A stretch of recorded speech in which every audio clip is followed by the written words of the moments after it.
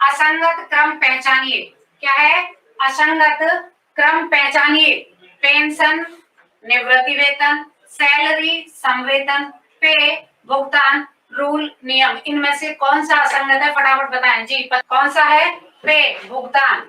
पे का भुगतान नहीं होगा, क्या होगा? पे का वेतन होगा। ठीक है, क्या होगा? आपका वेतन होगा। और भुगतान का क्या होगा? पेमेंट होगा। पे नहीं होगा, पेमेंट होगा। वर्तनी की दृष्टि से शुद्ध शब्द है, बताएं इसका। वर्तनी की दृष्टि से शुद्ध शब्द है प्रणीता, प्रणयिता, परिणीता या परिणीता। बताएं कौन सा है? कौन सा आंसर है? परिणीता। क्या है? परिणीता। क्या मतलब होता है परिणीता का? सीता राम की परिणीता थी। सीताराम का परिणय हुआ था। परिणय का मतलब होता है एक तरीके से विवाह सूत्र में बंधना। ठीक है, अगला प्रश्न है आपका तवे की बूंद होना। क्या है? तवे की बूंद होना। ये मुहावरा है आपका, तवे की बूंद होना। ठीक है, इसका अर्थ है, क्या अर्थ है इसका? अत्यंत गर्म होना, अत्यंत क्रोध करना, शीघ्र नष्ट हो जाना या स्वावलंबी होना। हाँ जी, शीघ्र नष्ट हो जाना। जैसे ही तवे पर हम गर्म तवे पर आप बूंद डालेंगे तुरंत इधर उधर फैल जाएगी। तो तवे की बूंद होना मतलब शीघ्र नष्ट हो जाना। ठीक है, स्वावलंबी होना का हो गया अपने पैरों पर खड़ा हो जाना। अत्यंत क्रोध करना यानी आग बबूला हो जाना। इन दोनों का सेम ही मतलब होगा, अत्यंत गर्म होना या अत्यंत क्रोध करना, आग बबूला हो जाना। चलिए अगला क्वेश्चन है आपका किस क्रम में सही तत्सम तद्भव युग्म नहीं है? क्या पूछा आपसे? किस क्रम में सब सही तत्सम तद्भव युग्म नहीं है? ठीक है, कौन सा है? वार्ताक, बैंगन, समश्रु, मूंछ, स्याला, साला, सरसप, सर्प। इनमें से बताएं कौन सा नहीं होगा? ऑप्शन नंबर डी इसका सही आंसर होगा। ये नहीं होगा। सरसप का मतलब आपका सर्प नहीं होगा, इसका मतलब क्या होगा? सरसों होगा। क्या होगा? सरसों। ठीक है, सरसों होगा।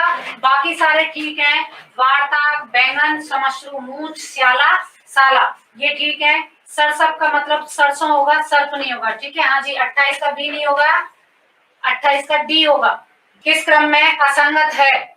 ठीक है, अंत भला तो सब भला, अपने मुंह मियां मिट्टू बनना, जिस थाली में खाना उसी में छेद करना या अशरफियां लुटे और कोयलों पर मोहरे। किस क्रम में असंगत है? फटाफट बताना है। तो कौन सा है? ऑप्शन नंबर सी असंगत है, क्योंकि ये मुहावरा है और बाकी सारे लोकोक्तियां हैं। ठीक है, हाँ जी, अगला क्वेश्चन देखें। अगला क्वेश्चन है असंगत बताइए। क्या है? असंगत बताइए। सपत्नी, पत्नी सहित, समर्पय, सौंप, संधि, सेंध, विष्ठा, बीट। कौन सा असंगत है? ठीक है, कौन सा है इसमें आपका? सपत्नी, ये गलत है। पत्नी सहित नहीं होगा। सपत्नी का मतलब होता है सौत। क्या होता है? सपत्नी का मतलब होता है सौत। ठीक है, बाकी सारे सही हैं। चलिए अगला क्वेश्चन देखें। निम्न में से तद्भव शब्द का चयन कीजिए। चंद्रिका, चूर्ण, घट और साली। कौन सा तद्भव शब्द है इसमें? देखिए, चंद्रिका तत्सम है, चूर्ण तत्सम है, घट तत्सम है। चूर्ण का तद्भव होगा चूरण, चंद्रिका का होगा क्या? चांदनी, और घट का होगा घड़ा। जो तद्भव है वो कौन सा है? हाँ जी, साली। ये गलत है, साली का क्या होता है? श्याली होता है। ठीक है, अगला क्वेश्चन है दूसरों का भला करोगे तो तुम्हारा भी भला होगा। दूसरों का भला करोगे तो तुम्हारा भी भला होगा। अर्थ की दृष्टि से यह वाक्य किस प्रकार का है? संकेतार्थक, विधानार्थक, इच्छार्थक या फिर आज्ञार्थक? बताएं जल्दी से, कैसा वाक्य है? संकेतार्थक, विधानार्थक, इच्छार्थक या फिर आज्ञार्थक? कैसा है ये आपका? ये संकेतार्थक है। ये आपको संकेत दिया जा रहा है कि यदि आप तैयारी करोगे तो आप पास हो जाओगे, आप दूसरे का भला करोगे तो आपका भी भला होगा। हाँ जी, चलें, इनमें से शुद्ध शब्द कौन सा है? हाँ जी, शुद्ध शब्द बताना है आपको। बताना है कि सारांश कैसे लिखेंगे। ऑप्शन ए की तरह, बी की तरह, सी की तरह या फिर डी की तरह। कैसे सारांश लिखा जाएगा, कैसे लिखा जाएगा? ऑप्शन नंबर सी की तरह लिखा जाएगा। सबसे पहले आपका दंते सा आएगा और लास्ट में आपका ऊष्मीय सा आएगा। ठीक है, हाँ जी, 34 का सी बिल्कुल सही जवाब है। चलिए अगला क्वेश्चन देखें। व्याकरण जानने वाला वाक्य के लिए एक शब्द है। क्या पूछा आपसे? व्याकरण जानने वाला वाक्य के लिए एक शब्द है। क्या है? विद्वान, व्याकरण पंडित या फिर व्याकरण विशेषज्ञ। कौन सा होगा इसमें से? हाँ जी, व्याकरण जानने वाले के लिए बी बिल्कुल। कौन सा होगा? व्याकरण। कौन सा? व्याकरण आपका बिल्कुल सही होगा। चलें अगला देखिए। हाँ जी, अगला क्वेश्चन है मोर और मोर। क्या है? मोर और मोर शब्द युग्म का सही अर्थ है। बताएं। मुकुट राष्ट्रीय पक्षी, पक्षी मुहूर्त, राष्ट्रीय पक्षी मुकुट और मुहूर्त और पक्षी। बताएं जल्दी से। हाँ जी, बी नहीं होगा, इसका कौन सा होगा? Option number C right answer होगा। मोर तो क्या है आपका राष्ट्रीय पक्षी है ना? और मोर क्या है? मोर मुकुट बोलते हैं। ये बोलते हैं ना सिर मोर, सिर मोर यानी सिर पर पहनने वाला मुकुट। जी बिल्कुल, 36 का सी राइट आंसर है। अगला क्वेश्चन देखें। अगला क्वेश्चन है आपका ऋजु का विलोम शब्द होगा। क्या है? ऋजु का विलोम शब्द होगा टेढ़ा, वक्रता, वक्र या ऋजुता। जल्दी से बताइए, तो बहुत ही इजी क्वेश्चन है, आप आराम से आंसर दे सकते हैं। हाँ जी, ऋजु का क्या होगा?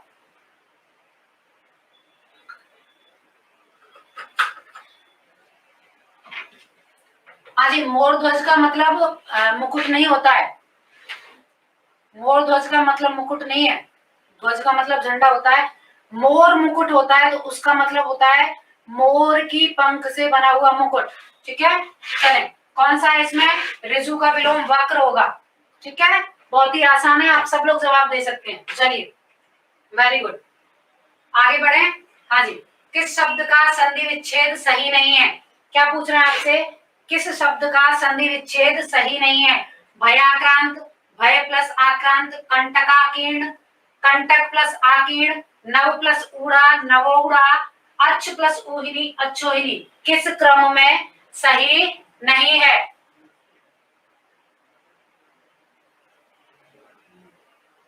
हाँ जी, कौन सा होगा इसमें?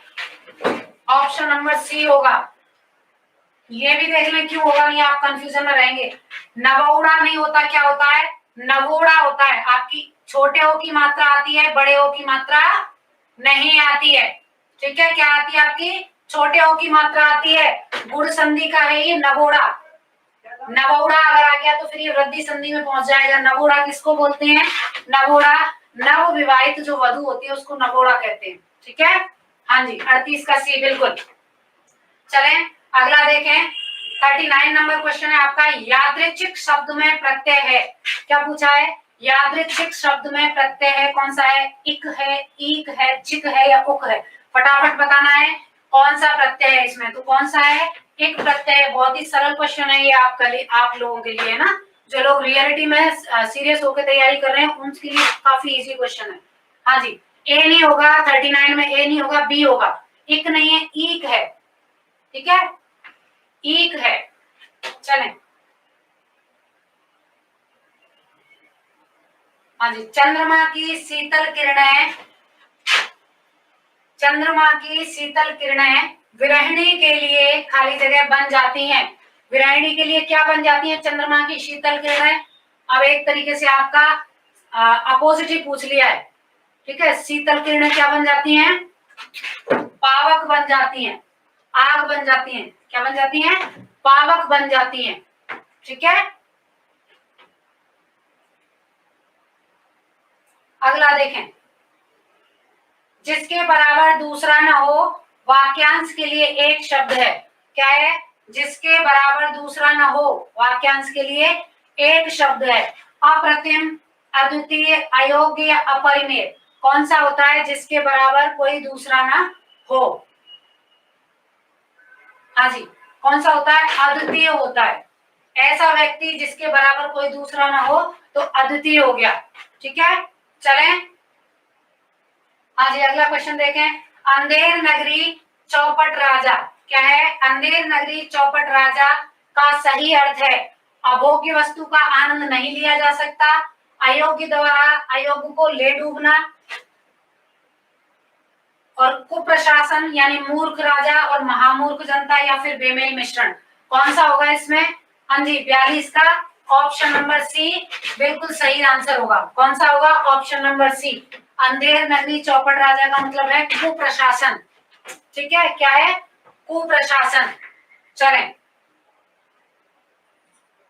अगला क्वेश्चन है आपका, कॉलोनाइजेशन का सही अर्थ है। क्या पूछा आपसे? कॉलोनाइजेशन का सही अर्थ है क्या है? आसंजक है, अवाप्त करना है, जब्त करना है, या उपनिवेश है? फटाफट से बताएं कौन सा है इसमें आपका? उपनिवेश सही शब्द है। आसंजक के लिए एडहेसिव आता है, जब्त करना कॉन्फिस्केट आ जाता है। ठीक है, हाँ जी। चलें, अगला क्वेश्चन है, कोयले की दलाली में मुंह काला होना। ठीक है, कोयले की दलाली में मुंह काला होना का सही अर्थ होगा। क्या अर्थ होगा ये बताना है आपको। हाँ जी, राम राम सभी को। बुरे कार्य में बुराई मिलना, व्यापार में घाटा होना, कुशाग्र बुद्धि होना, या विजय ही विजय पाना। कोयले की दलाली में मुंह काला होना। जी बिल्कुल, 50 क्वेश्चन है। बुरे कार्य में बुराई मिलना, क्या है? बुरे कार्य में बुराई मिलना, ये आपका बिल्कुल सही आंसर है। अगला देखें, माता पिता का संतान के प्रति प्रेम वाक्यांश हेतु उपयुक्त शब्द है। क्या पूछा है? माता पिता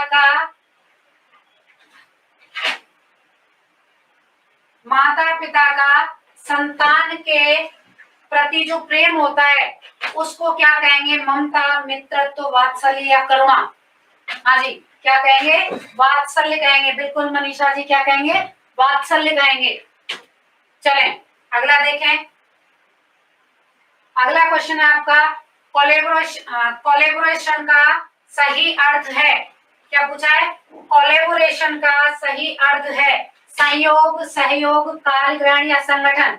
क्या है इसका सही अर्थ? बताएं फटाफट से। हाँ जी, कौन सा है? ऑप्शन नंबर बी सहयोग इसका बिल्कुल सही जवाब है ना। चलें, अगला क्वेश्चन देखिए, किस क्रम में सही मेल नहीं है। क्या पूछा आपसे? किस क्रम में सही मेल नहीं है? नेकी और पूछ पूछ, इसका मतलब बिना कहे भलाई करना, नमक अदा करना, फर्ज पूरा करना, नदी नाव संयोग तंग आना, या फिर नसीब चमकना, भाग्य चमकना। इनमें से किस मुहावरे के सामने उसका सही अर्थ नहीं दिया गया है, ये आपको बताना है। हाँ जी बिल्कुल, कौन सा है? सी ऑप्शन आपका बिल्कुल सही है। नदी नाव संयोग का मतलब है संयोग से दर्शन हो जाना या संयोग से किसी का मिल जाना, तंग आना नहीं है। बाकी सबका बिल्कुल ठीक दे रखा है। हाँ जी, चले अगला क्वेश्चन देखें, वर्तनी की दृष्टि से शुद्ध है। क्या है? वर्तनी की दृष्टि से शुद्ध है। चिरकीशा, चिकीर्षा, चिकीर्षा, चिरकिशा। बताएं कौन सा? चिकीर्षा कैसे लिखा जाएगा? मेन आपसे ये पूछा है। हाँ जी बताएं फटाफट, कौन सा है? चिकीर्षा। कैसे लिखा जाएगा? ऑप्शन नंबर सी आपका बिल्कुल सही है, चिकीर्षा लिखा जाएगा। बी नहीं होगा 48 का, सी होगा। छोटी ई की मात्रा नहीं आएगी, का के ऊपर बड़ी ई की मात्रा आएगी। चिकीर्षा, चिकित्सा नहीं है, चिकीर्षा। ठीक है, सी होगा जी। अगला देखें, अगला क्वेश्चन है, किस क्रम में सही संधि विच्छेद नहीं है? न्यून का नी प्लस ऊन, मतैक्य का मत प्लस ऐक्य के, ये का है। ठीक है, ये आपका क है। मतैक्य का मत प्लस ऐक्य, धावक का धव प्लस अक, अजंत का अज प्लस अंत। क्या होगा जल्दी से बताएं, किस क्रम में सही संधि विच्छेद नहीं है? तो कौन सा है आपका? ऑप्शन नंबर डी में आपका सही संधि विच्छेद नहीं है। ये अज नहीं होगा, ये क्या होगा? अच प्लस अंत होगा। क्या होगा? अच प्लस अंत होगा। च का क्या हो जाएगा? ज हो जाएगा। पहले का तीसरा, ये नियम होता है जहां भी किसी भी वर्ग का पहला वर्ड आपका आ जाए प्रथम पद के अंत में, तो उसका क्या हो जाता है? वो अपने ही वर्ग के तीसरे में बदल जाता है। हाँ जी, जिनका भी डी आंसर आ रहा है बिल्कुल सही है। चलें, और ये आपका आज का अंतिम प्रश्न है 50वां, असंगत युग्म छांटें। क्या छांटना है आपको? असंगत युग्म छांटे। झस सफरी मछली को कहते हैं, कादम्बरी हाला मदिरा को कहते हैं, मतंग दैन हाथी को कहते हैं, अटवी कांतार बगीचा को कहते हैं। बताएं इनमें से कौन सा गलत है? फटाफट से बताएं। 50वें नंबर क्वेश्चन का आंसर बताएं।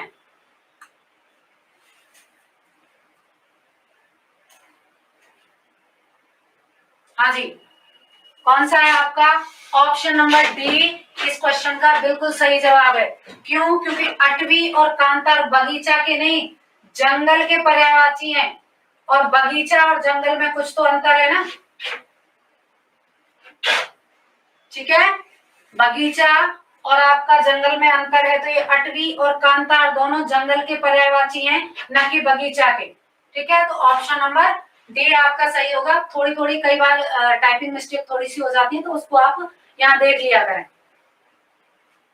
चलिए ठीक है, आज के लिए इतना काफी है मेरे हिसाब से, और मिलते हैं अगली क्लास में। और अगर आपको अच्छा लगा हो तो लाइक शेयर और सब्सक्राइब भी कर दीजिएगा।